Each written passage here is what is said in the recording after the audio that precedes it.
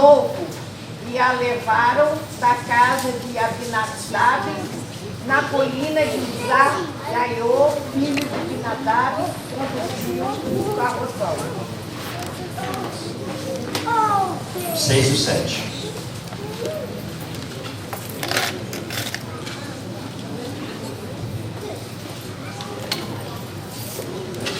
Isso, vai. Deixa eu lembrar para vocês essa história. Qual é o problema que tem nessa história aqui? Tem um problema nessa história. Qual o problema que está nessa história? Que foi relatado ali.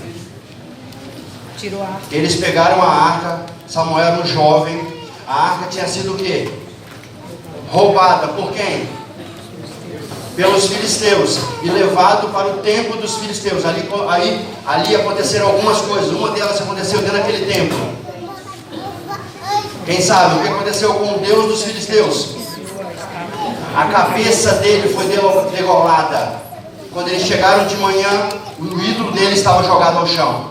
E certas pragas estavam acontecendo no meio dos filisteus. E eles perceberam que uma coisa estava causando isso. O que era? A arca não deveria estar ali. E eles entenderam que deveriam fazer o que com aquela arca?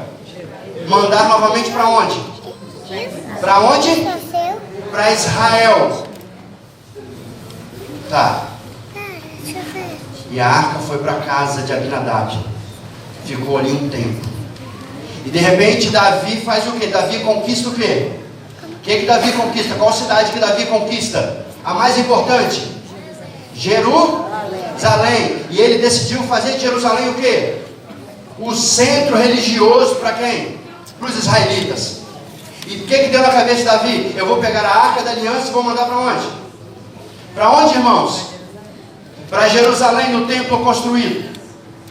Que ele iria construir. Depois foi Salomão construir. E eles colocaram essa arca em cima de quem?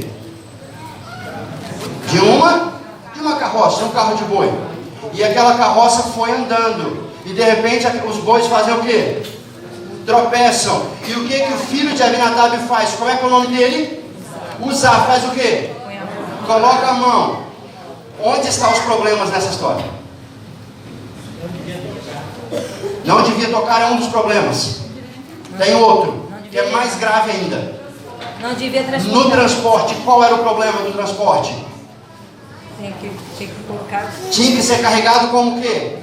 Com varas nos ombros de quem? Então tinha uma ordem, sim ou não? Sim. Quem deveria carregar?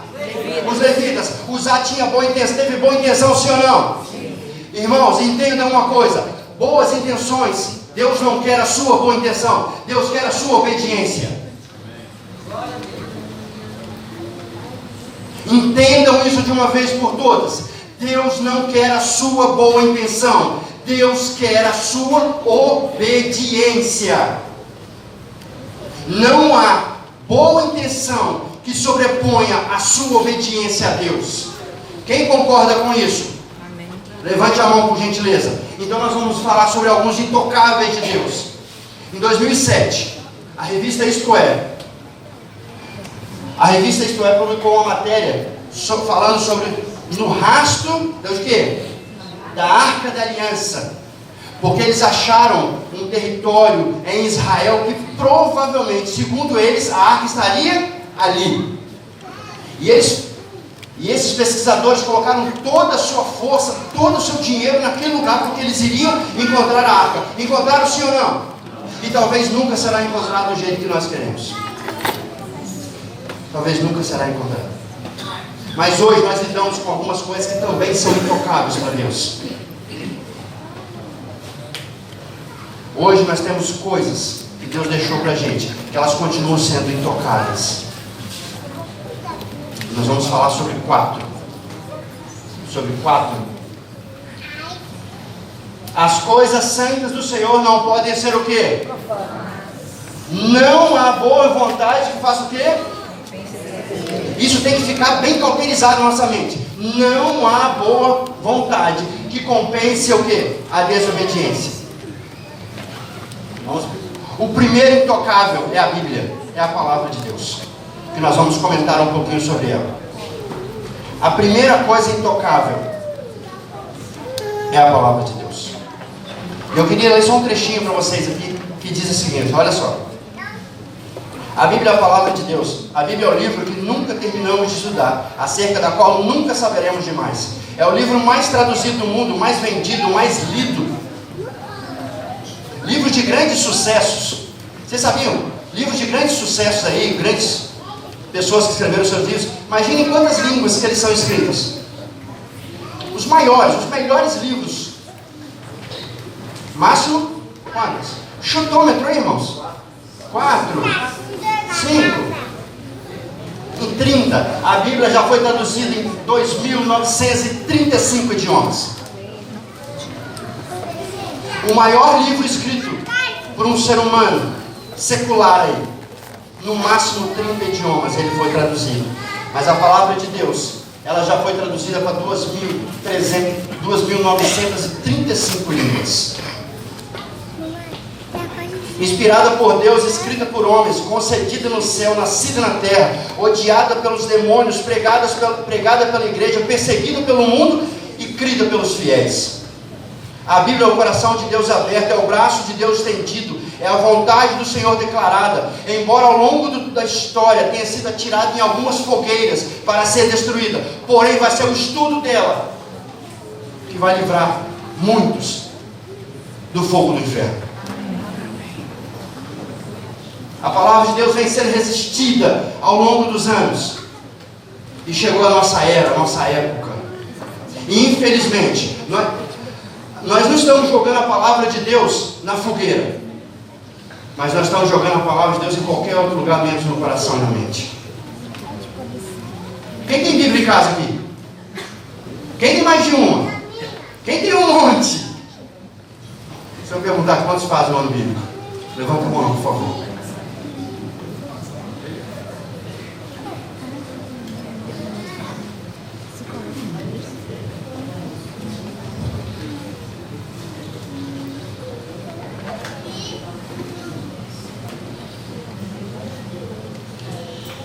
Voltaire é um escritor francês que morreu em 1778. Em um determinado momento aquele homem disse, olha a blasfêmia que esse homem falou, que na época que ele estava vivo, não se passariam 100 anos sem que todas as Bíblias fossem destruídas, e o único lugar que ainda existia a Bíblia era em museus. 50 anos depois que esse homem morreu, a Sociedade Bíblica de Genebra comprou a casa dele. E da casa dele fez um centro de distribuição da palavra de Deus. Amém. Apenas 50 anos. Mais 50 anos depois, a Sociedade Britânica comprou aquele local. E hoje, ele é o maior centro de distribuição da palavra de Deus para a Europa. E esse homem falou que a Bíblia só ia ser encontrada em museus. Ele não sabia o que estava falando, assim ou não? Não sabia, né?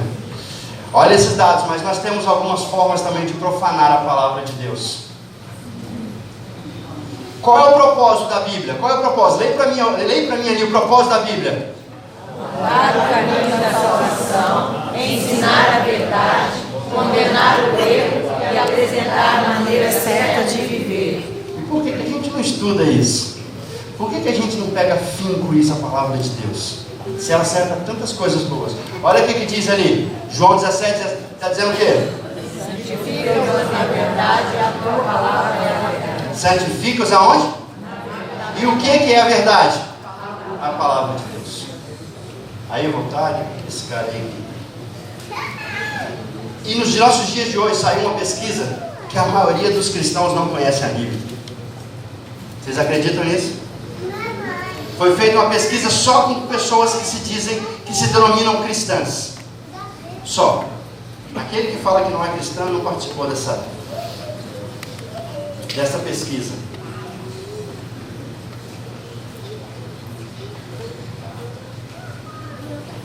(42% dos entrevistados não sabiam mencionar o quê? Os 5 primeiros livros da Bíblia. 40 e quantos por cento?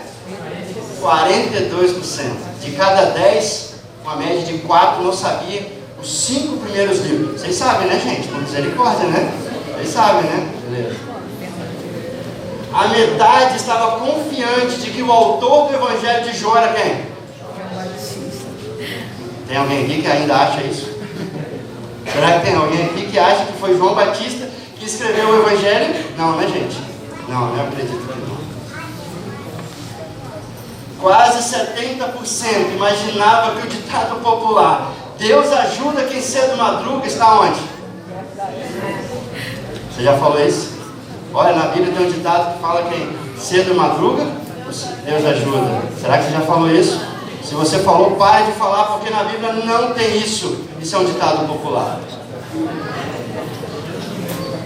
48% acreditava que o Evangelho de Tomé estava em alguma parte do Novo Testamento. Alguém já viu o Evangelho de Tomé na sua Bíblia aí? Você já viu? Pois é, não tem. Isso porque são cristãos que responderam. Por incrível que pareça, 58% tinha dúvidas acerca de quem seria o autor do Sermão do Monte. Quem é o autor do Sermão do Monte? É o próprio Jesus. Mais da metade não sabiam quem era que escreveu, que falou, que pregou o Sermão do Monte. Não toque naquilo que Deus separou como intocável. Não mexa naquilo que Deus separou como santo. Porque todas as vezes que fazemos isso, nós fazemos para a nossa própria perdição, destruição. Outro intocável de Deus. Mas aí você vai falar, poxa, Larry, falar de sábado, como a Fabíola falou aqui hoje. Acho que eu falei, Fabíola, vou pregar um para esse irmão hoje. Falar de sábado para guardador de sábado é chover aonde? No molhado. Mas será que é, irmãos? Será que falar de sábado, da guarda do sábado, é uma coisa que todos nós sabemos e fazemos exatamente como precisa ser feito? E o pior é que a gente sabe, né? A gente sabe que não é chover, literalmente chover no molhado.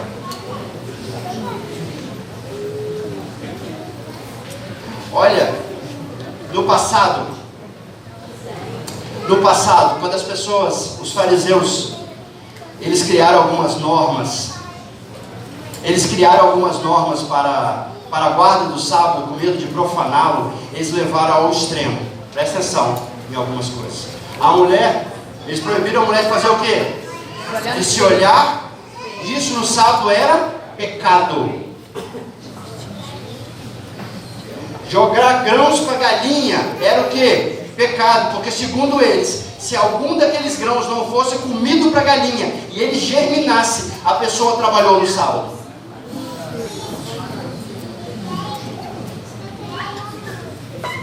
Cuspir no solo era uma forma de irrigação. Também era pecado. Carregar o peso superior a 2 figos. E os figos tinham que ser como? Secos. Era o máximo que você podia transportar no sábado. Dar ou desfazer o quê? Um nó. Um sapato, uma sandália, é algo parecido. Escrever até podia, mas quantas letras? Uma letra. A Nira riu. Mas só podia escrever se você quisesse uma letra. E a pessoa tinha que entender o que você queria falar com ela em uma letra. Não considerar o sábado terminado antes de visualizar o quê?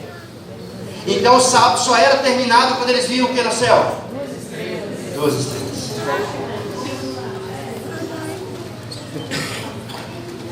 E a comunidade dos essênios, que era uma comunidade mais rigorosa ainda, eles proibiam as pessoas de fazerem suas próprias necessidades fisiológicas. Durante 24 horas, de um pôr do sol ao outro, as pessoas não poderiam fazer nem as suas necessidades fisiológicas, nem ir ao banheiro, por exemplo, que era pecado. Está todo mundo achando estranho, né? Está todo mundo achando. Esse é um lado do extremo, sim ou não? Mas será que nós hoje não estamos carregando, nós estamos pegando o sábado e jogando para o outro lado do extremo?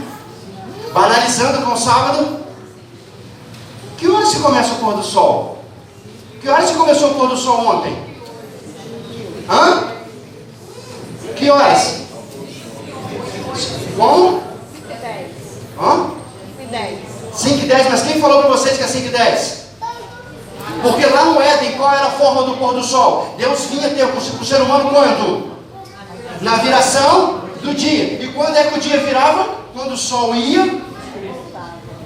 Então, como é que eu sei as horas sagradas? Quando começam as horas sagradas do sábado?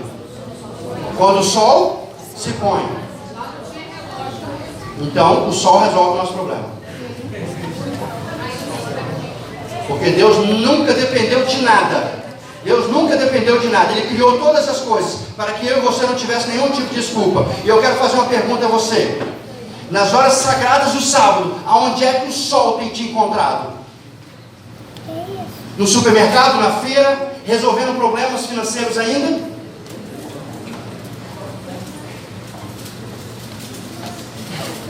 Não toque naquilo que pertence a Deus. Não toque naquilo que Deus tirou como sagrado. Porque todas as vezes que o fazemos para quê? Para a nossa própria perdição, para a nossa própria destruição. Então o sábado, ele é olha o que Ellen White diz lá. Eu queria que alguém lesse. Lê, Lira, por favor. Lê lá. Os anjos estavam anotando o interesse deles e o elevado respeito que nutrem por essa divina instituição.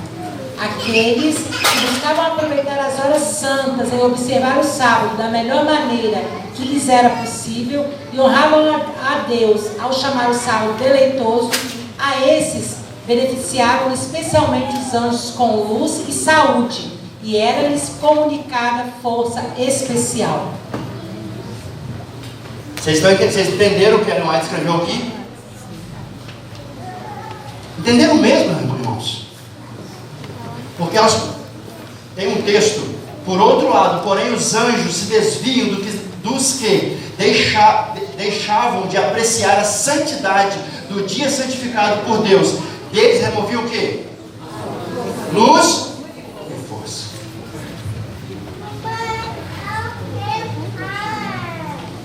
Porque estamos, como diz Isaías 58:13, nós estamos pisando o sábado do Senhor, fazendo as nossas próprias vontades nesse dia. A Bíblia traz cerca de 103 textos relacionados à santidade de Deus, do sábado. 103 textos. Se eu pegar esses 103 textos e espremê-los, eu consigo tirar 3 condutas ali de dentro, que é a forma exata de passar o dia do sábado. A primeira é a adoração. A primeira forma do sábado é a adoração. A segunda é descanso físico mesmo. E a terceira é o trabalho desinteressado em prol do ser humano. Se nós usarmos essas 3 colunas no sábado, estaremos fazendo do sábado aquilo que realmente Deus pediu que nós o façamos. Eu queria que alguém abrisse Isaías 58, lesse 13 ou 14 para mim, por favor.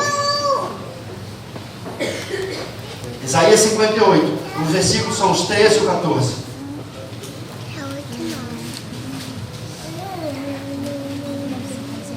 Se desviares o teu pé do sábado e de fazer a tua vontade no meu santo dia, e se chamares ao sábado deleitoso e santo dia do Senhor, digno de honra, e o honrares, não seguindo os teus caminhos, nem pretendendo fazer a tua própria vontade, nem falar as tuas próprias palavras, então te deleitarás no Senhor, e te farei cavalgar sobre as alturas da terra, e te sustentarei com a herança de teu pai Jacó, porque a boca do Senhor o diz. Eu não preciso comentar nada sobre esse texto, sim ou não? Não preciso comentar nada sobre esse texto. Qual é o primeiro intocável que nós falamos? A palavra. O segundo intocável. E agora nós vamos falar sobre o terceiro intocável. A intimidade Isso é um presente que Deus deu ao ser humano. É um presente que Deus deu ao ser humano por alguns motivos. E eu conheço 2. Olha o que diz Hebreus 13, verso 4. Lê ali, Fabio, por favor. Lê. Digno de honra entre todos seja o matrimônio, bem como o leito conjugal sem mácula, porque Deus julgará os impuros e os adúlteros. Então o leito matrimonial, ele é digno de quê? De quê, irmãos? De honra. Mas Deus vai julgar quem? Os impuros. O nosso Deus, ele é 100% amor, sim ou não? Mas ele é 100% justiça. Então não toque naquilo que Deus separou como sagrado. O primeiro, a intimidade sexual é coisa sagrada por 2 motivos. O primeiro, o sexo possibilita o quê? A procriação, a perpetuidade da vida. Porque é assim que nós nascemos, sim ou não? Sim. Ponto. E qual é a forma? Qual é a outra? E Deus separou para o casamento e ponto.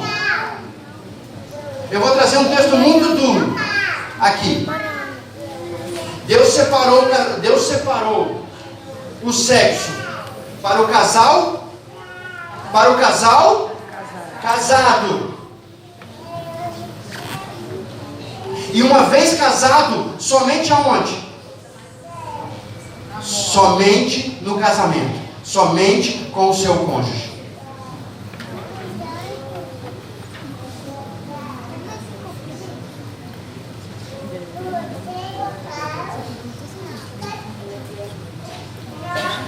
Olha essa, vou trazer uma estatística para vocês. Eu também tenho um quadro. Como é tão sério isso para Deus. Como isso é tão sério para Deus. Olha lá. Há dobro de possibilidade de divórcio dentre os 10 primeiros anos para aqueles que fizeram o test drive antes do casamento. E todos aqui entendem o test drive, sim ou não? Então, a possibilidade, ela faz o que é a possibilidade? Ela dobra nos 10 primeiros anos para quem fez o test drive. Olha a outra estatística. Casais que apenas moram juntos têm um índice de agressão física 3 vezes maior que casais o quê? Casados. Vem cá, nós estamos vendo isso aí, sim ou não? Sim. Parece que virou uma enxurrada de informações dessa nos jornais, né? De agressões físicas, disso, daquilo. Olha ali, ó. Casais que apenas moram juntos. Um índice de agressão física 3 vezes maior do que casais casados. Olha o outro dado. Quanto mais ativo sexualmente antes do casamento, maior a probabilidade de que se traia depois de estabelecido o vínculo matrimonial.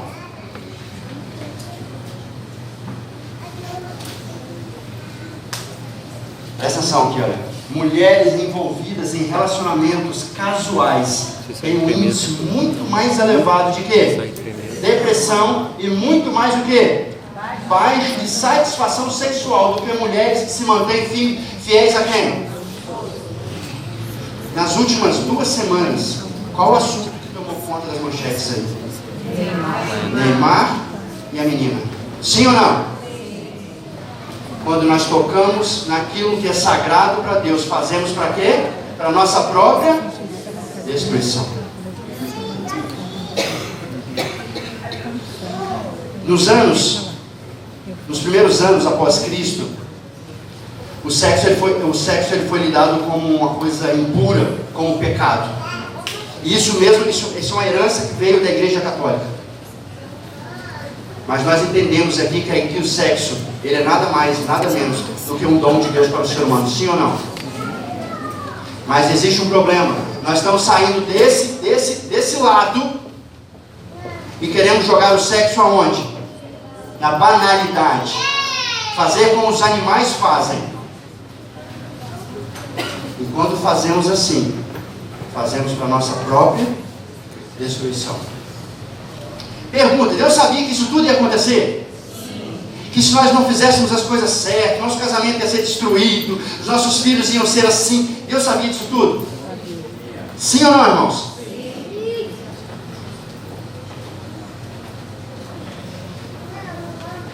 Deus não mudou e nunca mudará. E eu quero trazer um dado aqui sobre isso, para nós sairmos daqui. Deus não mudou de ideia em relação aos seus princípios, e Ele nunca mudará. Sexo antes do casamento é inaceitável para Deus, como sempre foi e sempre será. O adultério é inaceitável para Deus, como sempre foi e sempre será. Presta atenção nessa frase. A prática da homossexualidade é inaceitável para Deus, como sempre foi e sempre será. A pornografia é inaceitável para Deus, como sempre foi e sempre será. E esses itens aqui, quando fazemos, é a forma mais fácil de nós destruirmos a nossa família. Jogarmos a nossa família na lama. Porque nós não devemos tocar no quê? Naquilo que Deus falou como sagrado. Não faça isso. Não toque naquilo que Deus colocou como sagrado. E o último tópico. O dízimo.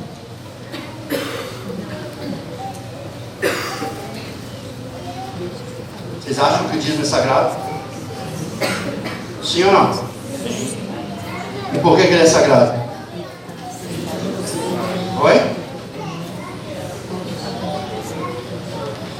O dízimo ele é sagrado porque ele está na palavra. Por que nós falamos no sábado? Porque ele está na palavra.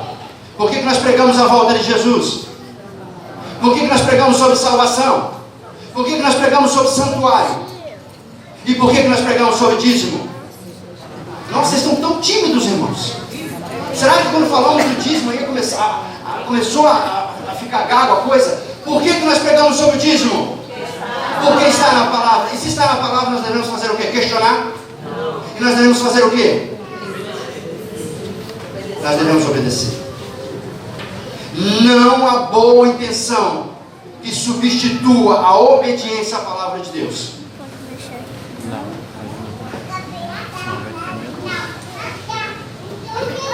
Todos sabem aqui que eu sou mordomo dessa igreja. Eu tenho alguns dados sobre os membros dessa igreja. Eu sei que tem membros aqui que estão tocando naquilo que Deus separou como sagrado. E quando nós tocamos naquilo que Deus separou como sagrado, é para a nossa própria perdição. Repitam comigo. Quando nós tocamos naquilo que Deus separou como sagrado, é para a nossa própria destruição. Entendam isso. E quando tocamos naquilo que Deus separou como sagrado, é unicamente para a nossa própria destruição. Aí nós estamos vendo famílias destruturadas, mentalmente, espiritualmente, financeiramente, porque estão tocando em um desses tópicos intocáveis para Deus.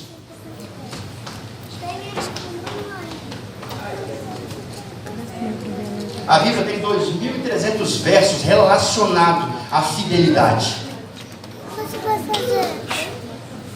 É pouco? São só 2.300 versos, que é para ficar inculcado na nossa mente mesmo o que devemos fazer.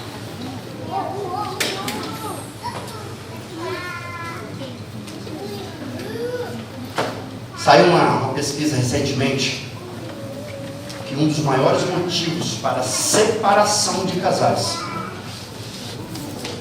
é a dificuldade familiar, é a dificuldade financeira.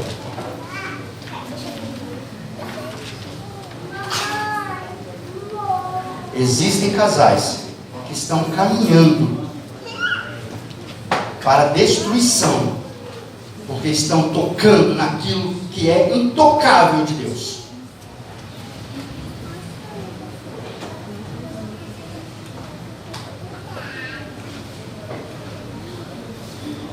O que nós precisamos saber sobre o dízimo? Que Jesus, ele fazia o que sobre o dízimo?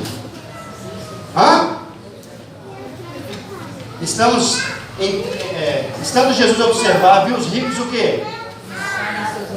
Viu também certa viúva lançar ali o quê? E disse o quê? Quantas desculpas que essa viúva poderia dar para poder não devolver aquelas únicas duas? Me fale uma desculpa aí que ela poderia ter dado. Que ela ia passar fome, que ela tinha luz para pagar, que ela tinha o cartão de crédito, que ela tinha, sei lá, fala mais outra coisa. Uma desculpa, que nós somos bons nisso. Fale aí para mim. Que ela era viúva, uma ótima desculpa que ela podia dar, mas qual? Porque se Deus não precisa do meu dinheiro, só duas moedinhas não vão fazer nem diferença. Era tudo que ela tinha. Humanamente, ela ia devolver e ia fazer o quê? Morrer de fome se ninguém tivesse misericórdia dela.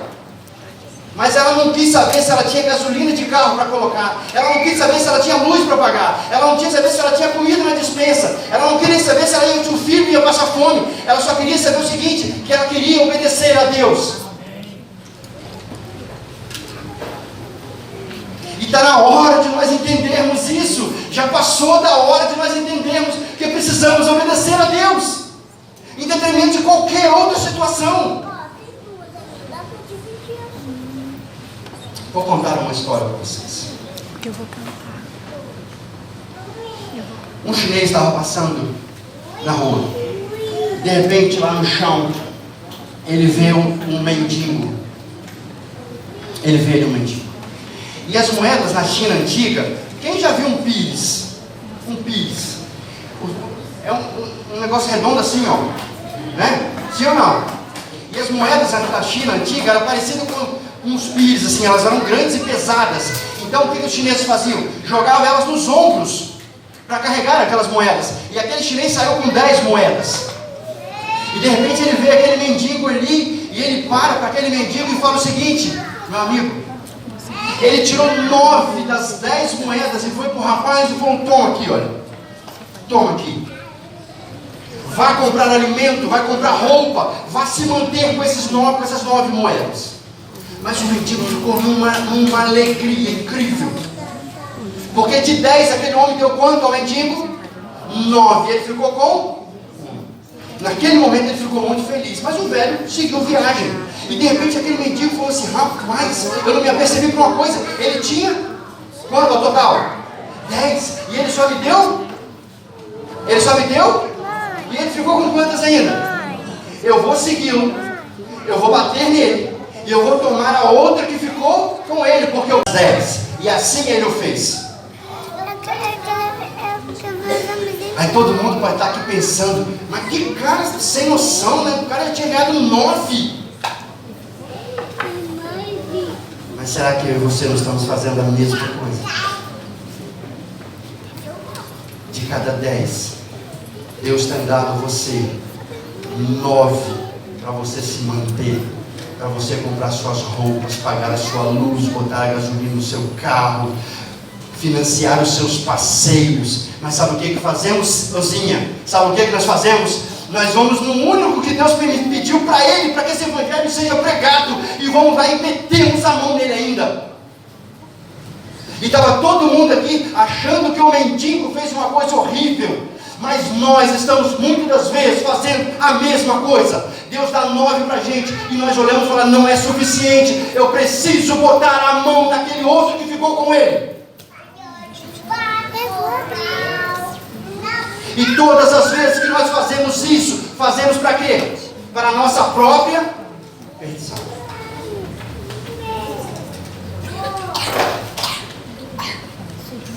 Chega de ficar dando desculpas esfarrapadas por isso ou por aquilo. Já passou da hora da gente tomar uma posição de sermos fiéis ao Deus fiel.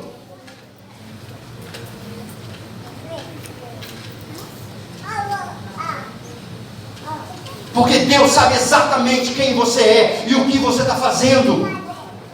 Talvez você esconda isso do pastor, do ancião, até do mordomo, do esposo, da esposa, mas Deus conhece. E você está correndo atrás de Deus, batendo em Deus e tomando a única que Deus pediu para ele. Não faça isso. Por misericórdia, não faça isso. Deu alarme. Saúde.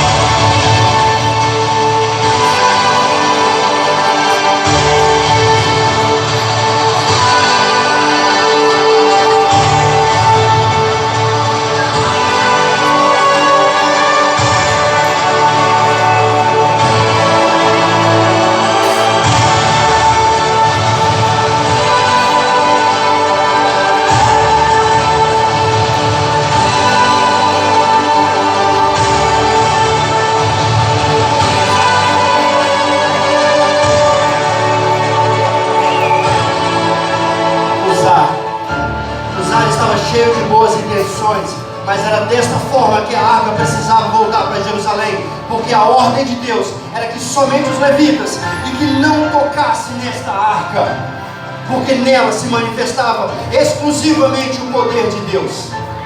E a boa intenção de usar, Deus usou para dar uma lição no seu povo, que é aquilo que Ele separou como sagrado, que nós não devemos tocar naquilo.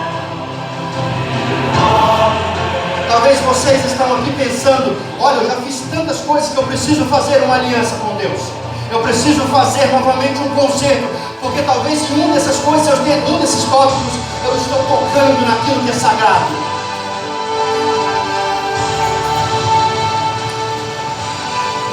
Eu não sei como que você está na sua caminhada, na sua carreira de fidelidade com Deus. Eu gostaria de convidar um representante por família a se colocar de pé. Um representante por família, por favor.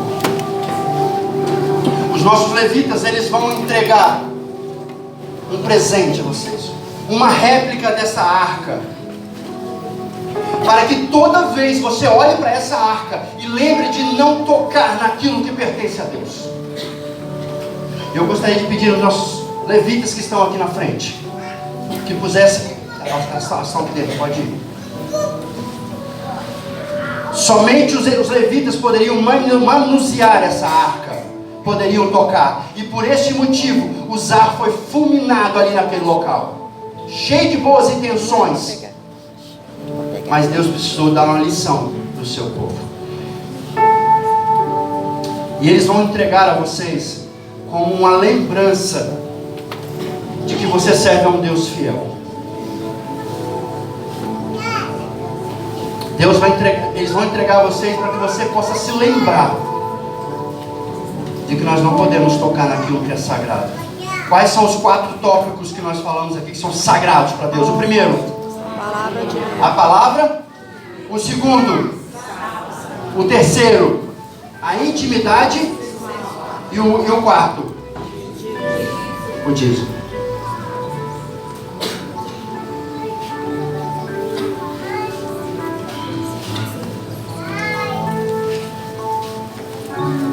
Aceite essa lembrança como uma prova de que Deus é fiel. Essa arca, irmãos, presta atenção no que eu vou dizer para vocês agora.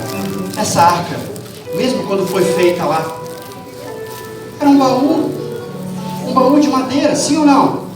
Um baú de madeira, revestido de ouro por dentro e por fora, para guardar as pedras dos 10 mandamentos, que o próprio Deus escreveu com a sua mão. Mas era sobre essa arca colocada no Santo dos Santos que Deus se manifestava.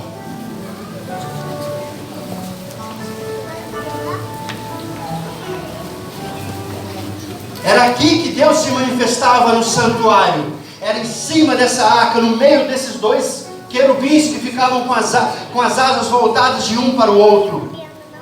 E ali se manifestava. E eu quero te fazer um apelo nesta manhã. Talvez você veio a essa igreja porque está com problemas familiares. Porque a sua família não está bem. Porque talvez você veio a essa igreja porque você está com um problema financeiro e não sabe como resolver. Talvez você está recebendo essa igreja porque você tem um problema pessoal com alguém e não sabe resolver. Talvez é porque você esteja tocando em uma dessas coisas sagradas de Deus e não sabe como resolver. Eu vou te dar um caminho para você resolver isso. Da mesma forma que Deus se manifestava lá no Santo dos Santos, em cima dessa arca, Deus precisa se manifestar lá na sua casa. Você precisa colocar a arca da aliança na sua casa, para que Deus se manifeste em cima dela, para que Deus possa estar ali na sua casa. Não tem outra fórmula. Não tem outra forma. Deus precisa se manifestar na sua casa.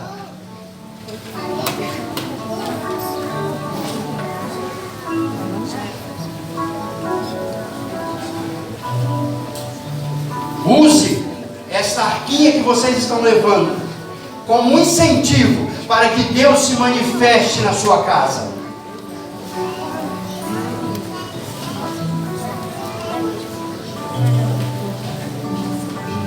Talvez o que você precisa fazer é levantar o altar do Senhor na sua casa.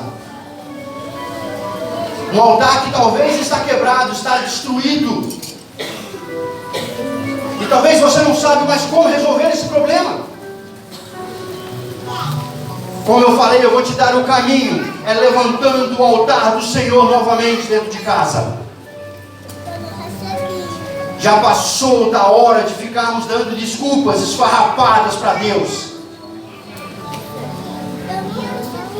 Deus quer homens e mulheres que não se desviam nem para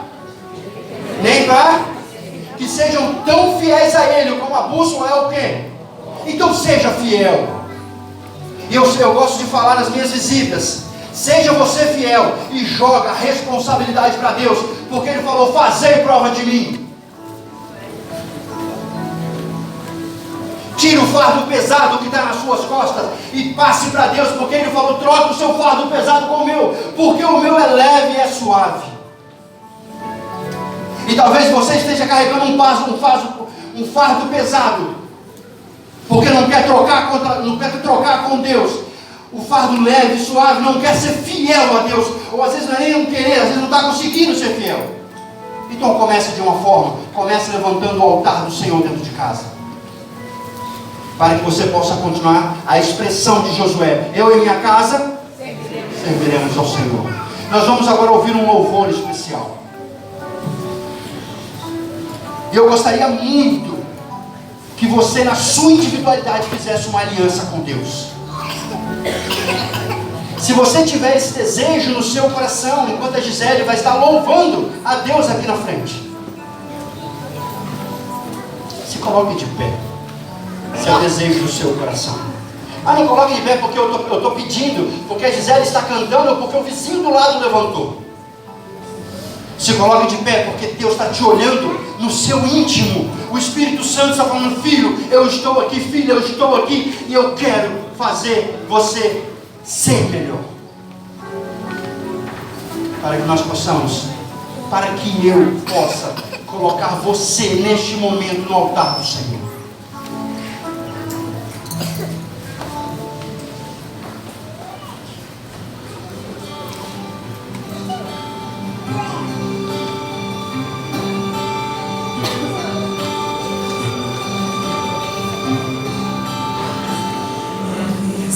Eu falhei até que encontrei tua palavra, ó Senhor. E hoje, se eu cair, não vou mais me ferir. Tua graça me cobre, Senhor.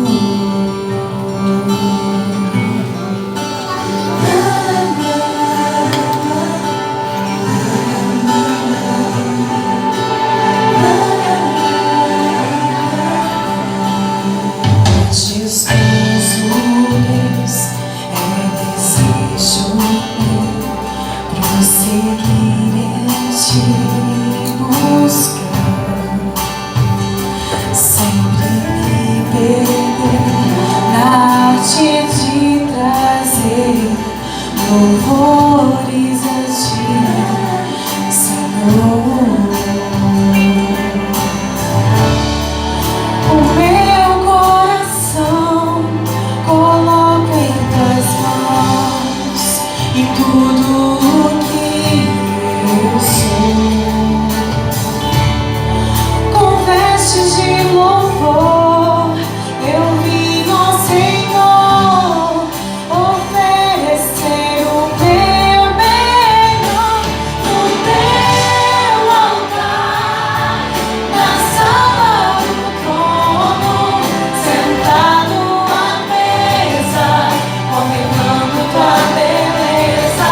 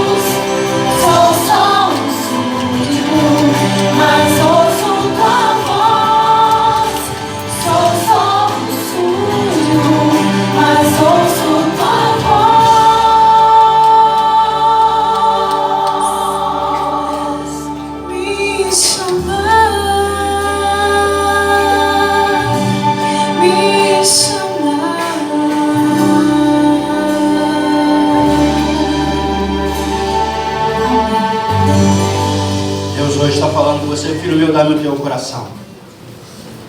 Eu gostaria de orar com vocês nesse momento. Eu gostaria que você fechasse os seus olhos em atitude de extrema reverência diante de Deus, para que Deus possa ouvir a nossa oração, a nossa súplica nesta manhã.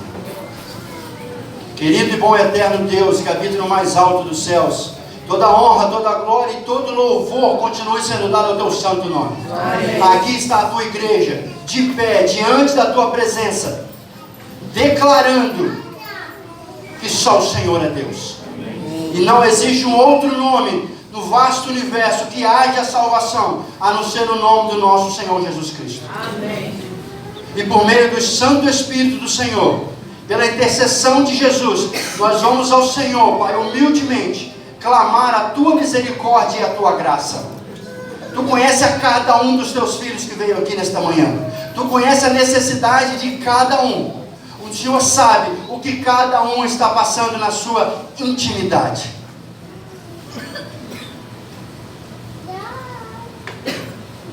Ajuda-nos, ó Deus, a não tocarmos naquilo que o Senhor separou como sagrado. Santifica a tua igreja, Senhor. Santifica a tua igreja, para que a tua igreja seja um dia uma igreja triunfante nas mansões celestiais. O Senhor conhece o coração dos teus filhos. Muitas vezes até queremos, mas tropeçamos e caímos. E nós queremos pedir força dos altos céus para continuar caminhando nesse caminho e não venhamos a desistir. Se porventura estamos tocando naquilo que é sagrado do Senhor, perdoa em nome de Jesus, Pai. Cobre-nos com a tua justiça e nos acaricia com a tua graça. Para que continuemos a sermos amados do Senhor Jesus Cristo.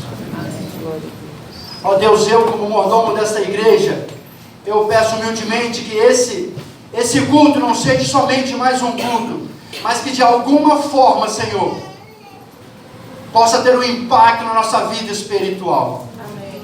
Abençoe que possamos levantar o altar do Senhor dentro de casa. Amém. Intimidade com o Senhor, Pai, para que essas outras coisas, se forem da Tua vontade, sejam restauradas em nossa vida. Ajude-nos a cumprir o propósito do Senhor aqui nesta terra. Nos leve em paz e em segurança para casa, Senhor, com o desejo no coração de voltar sempre a Te adorar na Tua casa. Eu te peço, não porque tenho algum merecimento, mas eu invoco neste momento o santo nome de Jesus, para que o Senhor possa aceitar a nossa oração nesta manhã. Amém, Jesus. Amém.